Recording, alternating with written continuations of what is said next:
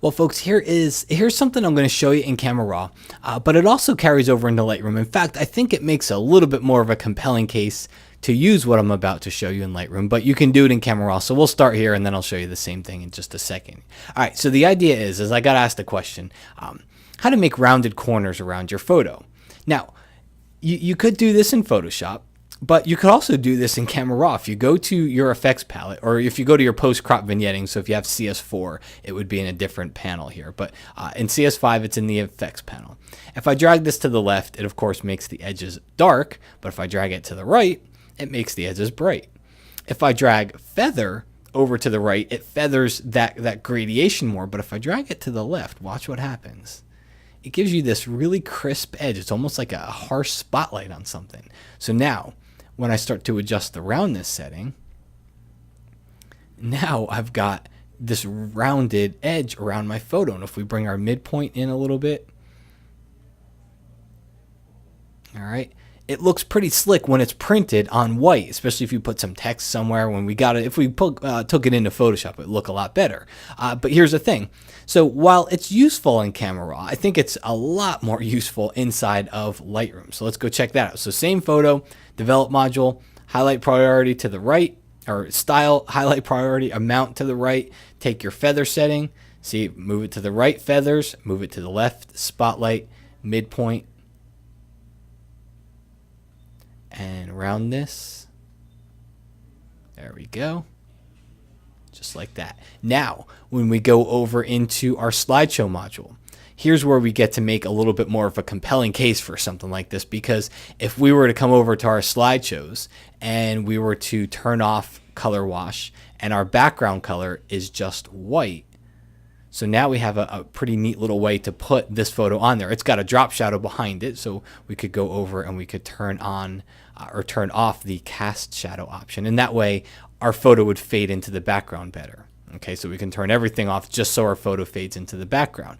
Same thing if we were on the web module. Okay, if this were going to be on a white web page, now it's probably going to show up on a black one, but you'd simply have to come in here. There, yeah, it does show up on black. You'd simply have to come in here and change your settings so it would be a white web page. Or you could go to the develop module and change the where the amount is, just move it over to the left. It goes on to black. It's just the same thing. And then the print module, to me, I think that makes the most compelling case, because now, let me go ahead and clear my layout here. Now I can come in here and I can drag this right onto the print. Okay, and now I get this nice little rounded rectangle. In fact, let's hide that left-hand side there. There. Get a nice little rounded rectangle print. I could click on another photo. If we go over into the develop module, a little trick for you here is if you want to copy the settings, just on the left-hand side, choose copy. Make sure you just turn on post crop. Click on copy, then click on another photo. Maybe we'll go, let's do something a little bit different right here. And come over here. And I'll just paste, and it pastes the same exact setting onto this photo. Okay, so now if I go over into my print module, which you'll see, hopefully it'll happen in a second here. There we go. Did I not copy? There, I did copy. Now if I go over here into the print module, I can drag another photo onto the screen here. And a little trick for you is if I just put it over, it allows me to lay it out and get to be the same size. And here's a weird identity plate, but I wouldn't use this one. I would probably come over here, turn on the identity plate, and choose edit. Use some text. Matt Kloskowski photography.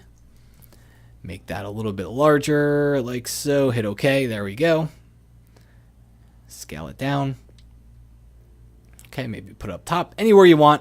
The idea here is it just creates kind of a cooler looking layout. Rounded corners are pretty slick looking, depending on the print. Especially, I found it best if you put a lot of them. Like if I had a grid of 4, or if I had a grid of 8 or 9 or something like that. I find it looks a lot better if you put a bunch of photos on and they all have that rounded corner. It's just a different way of looking at your photos, and something that you can do, believe it or not, inside of Camera Raw and also inside of Lightroom. And I think that really makes the more compelling case, because now you don't have to leave Lightroom to go over into Photoshop and then back and all that stuff. You can do it all right here.